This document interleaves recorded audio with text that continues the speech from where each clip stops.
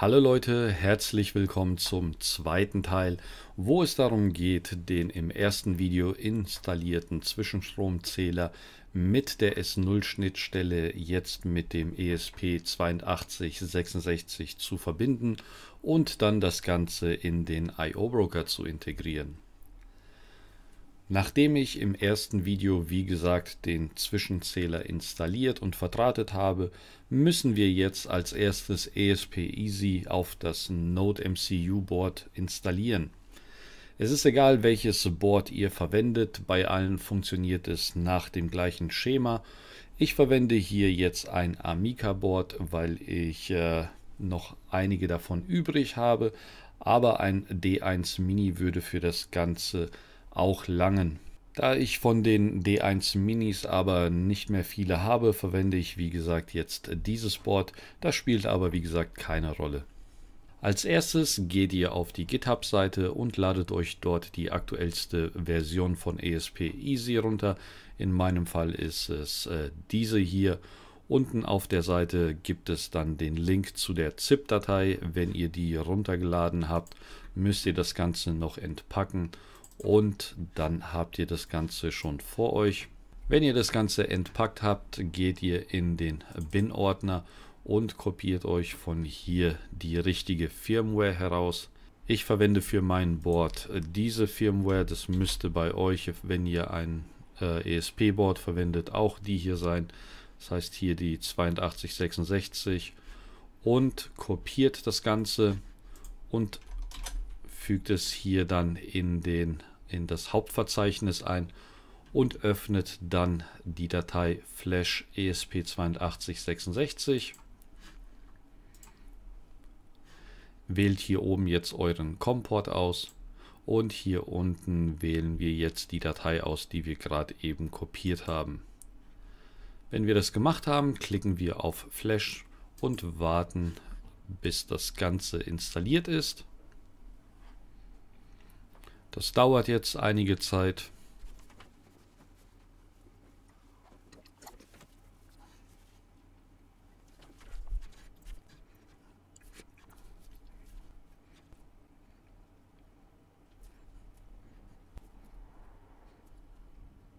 So, das Ganze ist jetzt fertig. Bestätigen das hier mit OK. Das Fenster hier können wir jetzt schließen. Als nächstes zieht ihr einmal kurz das Board vom Computer ab und verbindet es dann wieder mit der Spannungsversorgung bzw. mit dem Computer. Und dann sollte hier ein Access Point auftauchen, der ESP-Easy 0 heißt, mit dem verbinden wir uns. Öffnen dann den Browser und steuern die IP-Adresse 192.168.4.1 an. Wählen dann unser Netzwerk bzw. unser WLAN-Netzwerk aus und tragen das Passwort ein. Klicken dann auf Connect. Und jetzt wird uns hier angezeigt, dass der ESP die IP-Adresse 216 am Ende bekommen hat. Das Fenster können wir jetzt hier schließen und können dann am Computer weitermachen. So, als erstes navigieren wir in das Tab Config. Dort vergeben wir dem ESP-Board einen Namen. Ich nenne es jetzt mal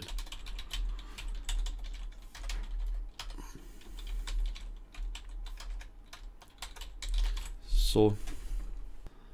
Dann gehen wir auf den Tab Controllers und tragen hier MQTT ein, beziehungsweise OpenHub MQTT.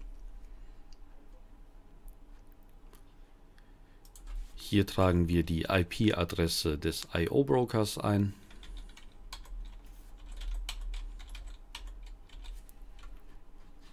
Wählen hier den richtigen Port aus.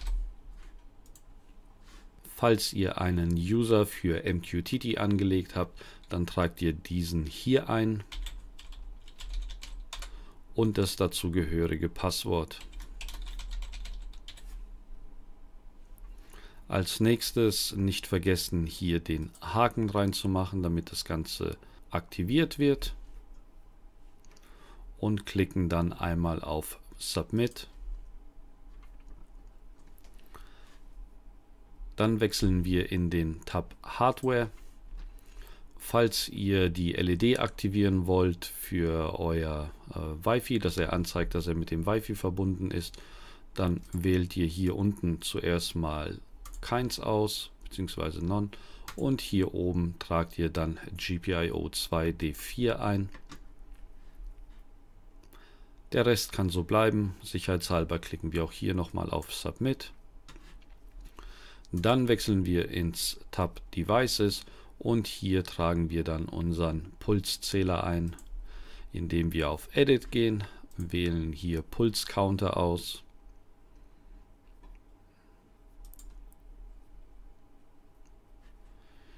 Geben ihm wieder einen Namen.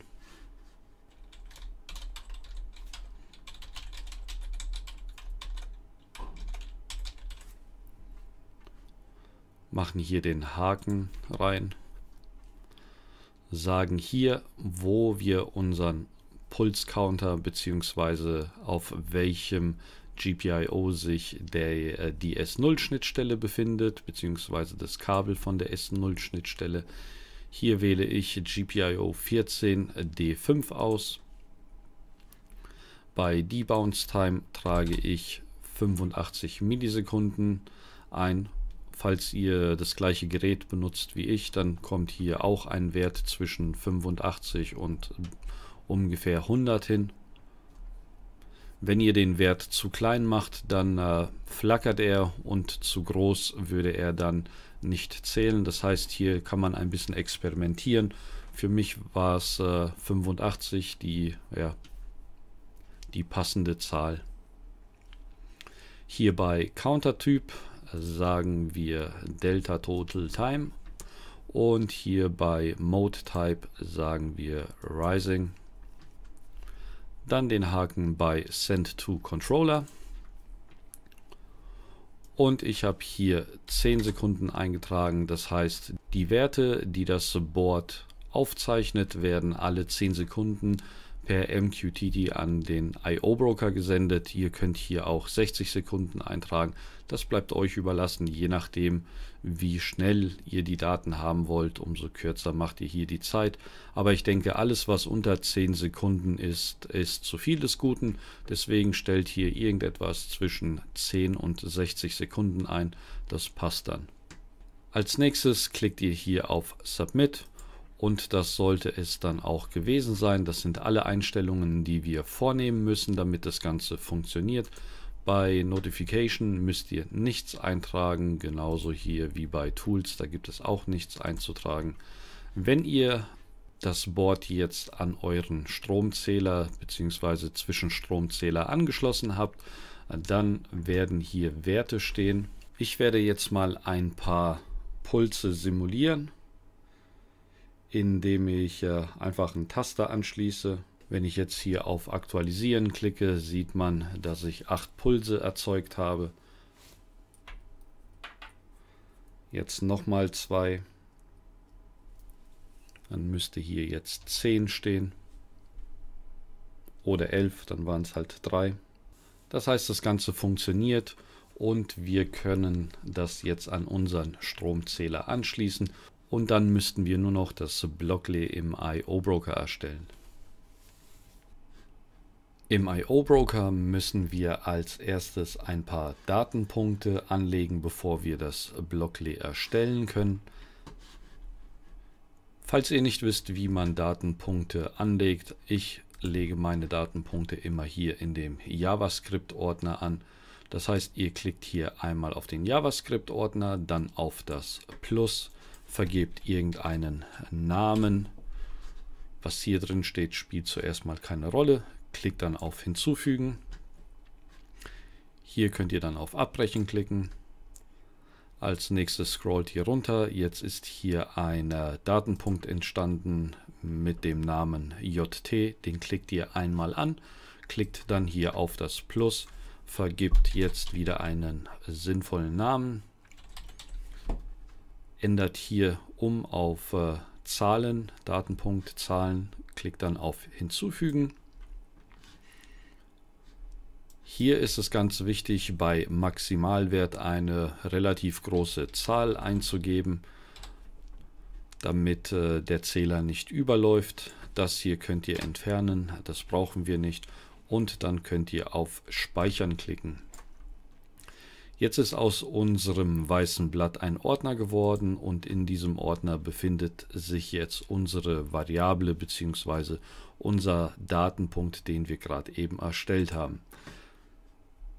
Für die Berechnung des Stromzählers bzw. um den Stromzählerwert anzuzeigen, müssen wir, wie gesagt, einige Datenpunkte anlegen. Den hier brauche ich nicht, deswegen lösche ich das Ganze. Ich habe das schon mal vorbereitet. Ich habe meinen Ordner als erstes YouTube Stromzähler genannt und in diesem Ordner habe ich dann 6 Datenpunkte erstellt mit dem Namen einmal aktuelle Zählerstand, Anfangszählerstand, einmal eine Hilfsvariable, Stromverbrauch aktuell, Zählerstand der Wohnung und einmal der Zählerstand gerundet. Das hier sind alles Zahlen als Datenpunkte und ich habe überall irgendetwas mit Millionen oder 10 Millionen eingetragen. Das heißt einfach 6, 7, 8, 9er eingeben und gut ist, dann seid ihr eigentlich auf der sicheren Seite und der Zähler kann nicht überlaufen. Wenn ihr das gemacht habt, geht ihr auf Skripte und legt ein neues Skript an. Das Ganze habe ich schon gemacht.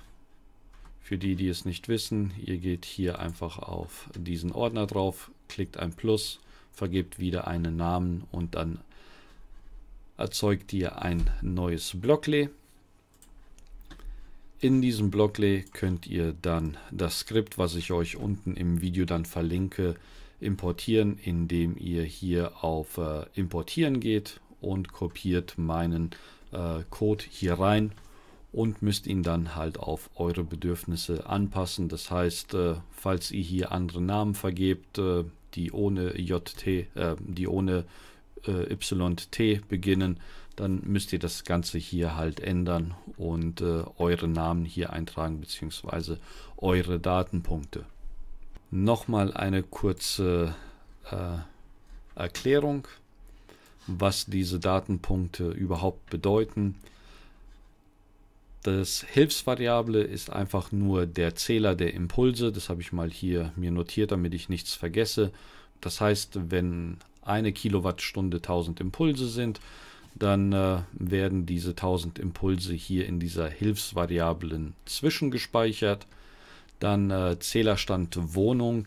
Das ist die Berechnung eures Zählerstandes, was das Blocklet gleich erstellen wird bzw. berechnen wird. Nur halt ist es einfach nur 1 Kilowattstunde, 2 Kilowattstunden, 3 Kilowattstunden und so weiter. Das heißt ohne den Nachkommawert. Hier bei Zählerstand gerundet, das ist das Ergebnis aus diesen 2 Zahlen. Das heißt, hier ist ja einmal die Nachkommastelle, wird hier erfasst und hier die Vorkommastelle und das zusammen wird dann hier reingeschrieben. Das Ganze wird dann gerundet und wird dann in den aktuellen Zählerstand reingeschrieben. Das hier ist dann der Wert, der bei euch im I/O Broker dann angezeigt wird und dieser aktuelle Zählerstand, der ergibt sich aus diesem Wert, der hier steht und eurem Anfangszählerstand, den müsst ihr eintragen, weil ihr beginnt ja nicht bei 0, wenn ihr das Projekt startet, sondern euer Zählerstand von den Stadtwerken hat ja einen bestimmten Wert.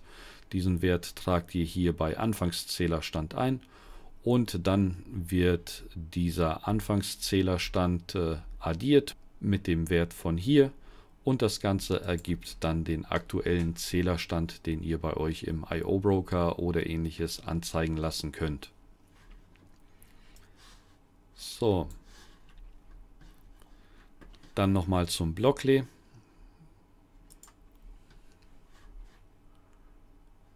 Hier tragt ihr den Wert von Total ein.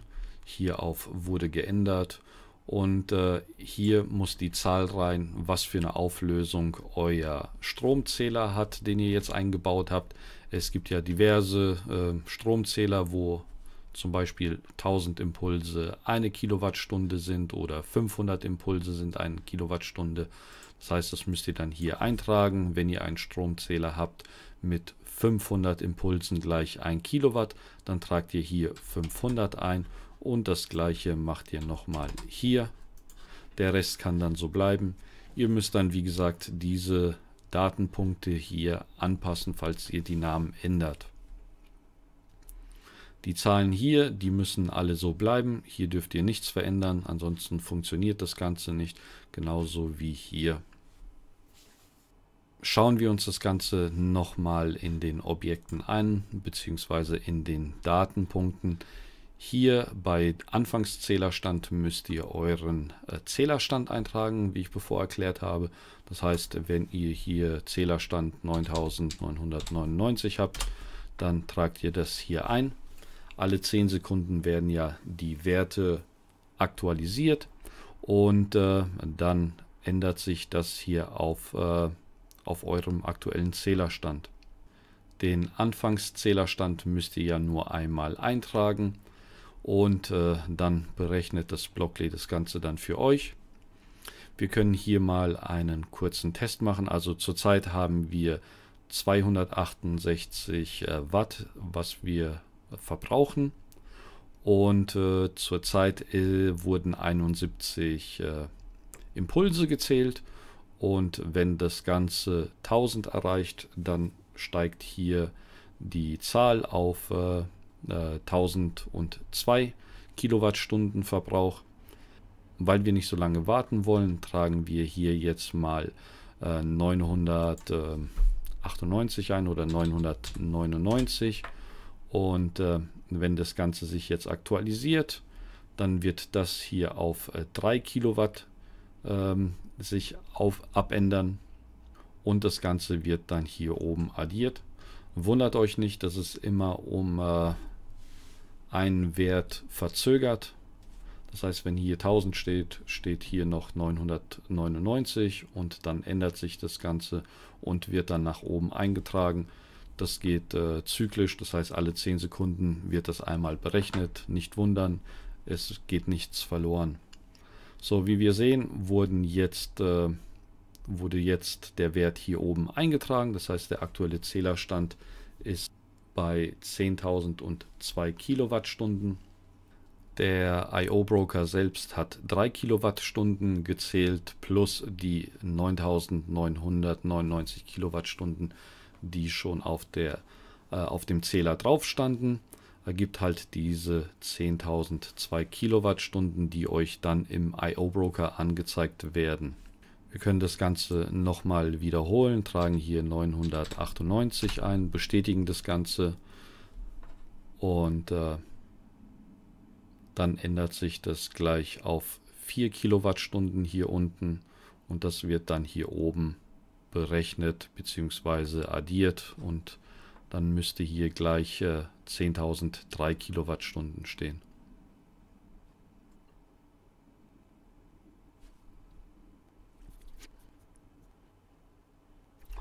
So, da steht's. Weil das Ganze jetzt ein bisschen verwirrend ist, mache ich hier mal 10.000 rein. Dann stimmen diese Zahlen hier überein. Das sieht ein bisschen komisch aus mit 3 und 4 hier.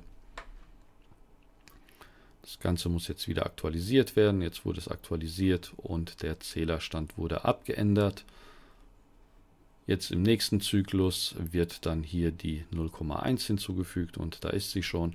Also wie gesagt, es ist immer ein kleiner Versatz drin, aber dieser Versatz ist ja nur 3 Zyklen oder 2 Zyklen und er stimmt auf jeden Fall überein. So, ich hoffe, ich habe das jetzt nicht ganz kompliziert oder zu kompliziert erklärt. Es ist im Endeffekt einfach, ihr müsst einfach nur hier eure Variablennamen abändern und das Ganze funktioniert. So, ich hoffe, das Video hat euch gefallen und hat euch weitergeholfen. Denkt dran, hinterlasst einen Daumen hoch und ein Abo, würde mich über beides sehr freuen. In diesem Sinne, macht's gut und viel Spaß mit eurem Smart Home.